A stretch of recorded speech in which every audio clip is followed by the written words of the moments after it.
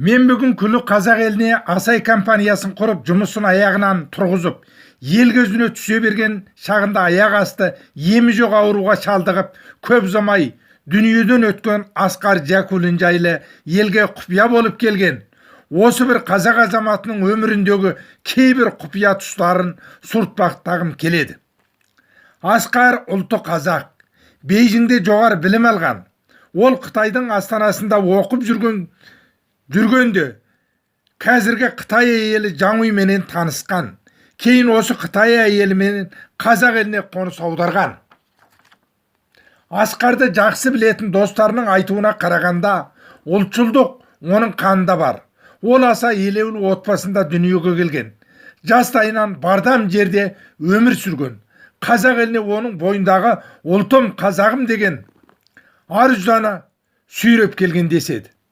Ол елге келе салып, қарап жатпай, компания ашып, Қытай қазақ достығын пайдаланып, Қытайдан техника кіргізіп, осында сатып, өз бизнесін дөңгелентті.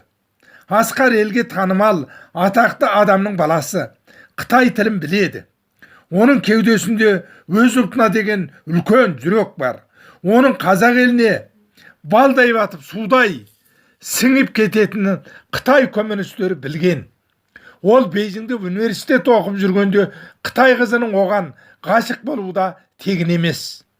Қытай Асқардай қазақтың асыл азаматын шырғалап, оның қойнына қызын салып, қазақ еліне Қытай қалыңдықты аттандыруының астарында біз білмейтін үлкен бір сыр жатқаны белгілі.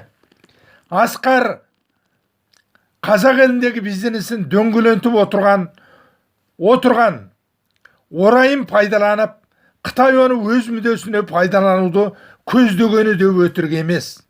Алайда Асқар 100% Қытай жоспарлаған жолмен жүрген жоқ. Ол қолында барын осында жетім менен жесірге қиналған қазаққа беруден жалықпады. Қай жерде қазақ мүддесі үшін жұмыс жасалынып, қаржылық қиындық көрілсе, Асқар сол жерден табылды. Қытайдан қазақ еліне көшіп келген қиналған қазақтар орнынан тұрып кету үшін өсімсіз қарыз беріп, олардың талайын сүйеп орнынан тұрғызды. Асқар Әнуарұлы Жәкулиннің бұл жомарттығы Қытай жұмсақ күштерін елге кіргізіп отырған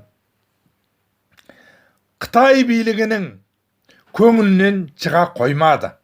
Асқар Жәкулинді ақшаға масаттанып, Қытайдың айтқанынан шыға алмайды дейтін Қытай есекдемесінің күлін көкке ұшыратынын өз көздерімен көрген зұлым Қытай. Мына Асқар деген қазақ нағыз қасқырдың бөлтірігі болып шықты. Бұл қазақ дегенін қоймаса, бір күні масқарамызды шығарады деген ойға келді. Ақыры не болды? Толған айдай толықсыған, бойында қазақ деп аққан қаны бар есілер. Аяқ асты рәкка шалдығып, ұзамай о дүниеге аттанып кете барды. Асқар өле сала айналасы бірнеше күнге жетпей, Асай компаниясының басшысы болып шыға келген Жаңуй қазақ заңын пысқырмай, Қытайдың Асқарға орындаталмаған армандарын арғарай алып жүргені белгілі. Олай дейтініміз Жаңуй қазаққа әйел болып, Алматыда сонша жыл тұрса да Қытай азаматтығынан бас тартпаған.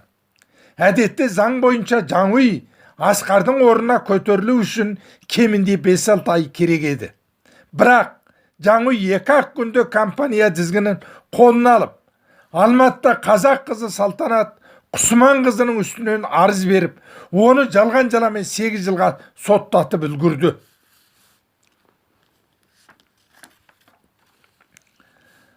Қазақстан заңына салсақ, Жаңуй әдетте жүрген біреу. Ол Асайға аяқ асты меңгеруші болып, өзін-өзі тағайындап, компания атынан Салтанат Құсман қызының үстінен арыз жазу құқығы жоқ.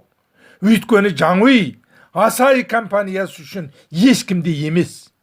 Сонымен Асқар Жакулин сонау басында біз айтқан Қытай жобасы болды ма?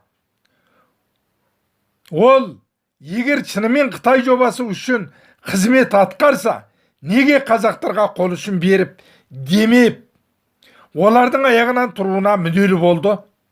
Қытай коммунистері өз дегеніменен жүрмеген адамға қандай шара қолданатынын біз білеміз. Асқар неге? Аяқ асты ірі ауруына шалдығып, дамыған Жапон еліне емделсе де емдеу өнім бермей көз жұмды. Асқар қалай емделем десе де сәті жетіп тұрған еді ғой. Ол емделген сайын қалы неге нашарлай берді? Мынау 21-ші ғасыр ақшасы бар адамға рак кесел бас иіп жатқанын көріп біліп отырмыз. Олай болса Асқар неге шұғыл көз жұмды? Оның артында өте көп сұра белгіменен көп нүкте жатыр. Мен Асқар арқылы Asahi компаниясын ақтағалы отырғам жоқ.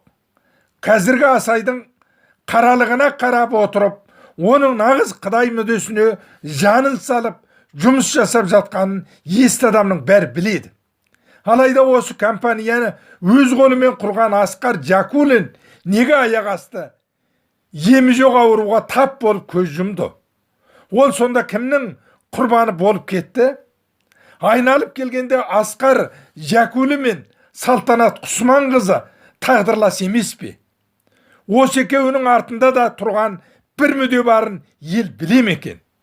Осы мәселе бізді мазалай береді. Құрметпен жазушы Құнанбай Байженұлы. Менің WhatsApp телефоным 8747 287 4006.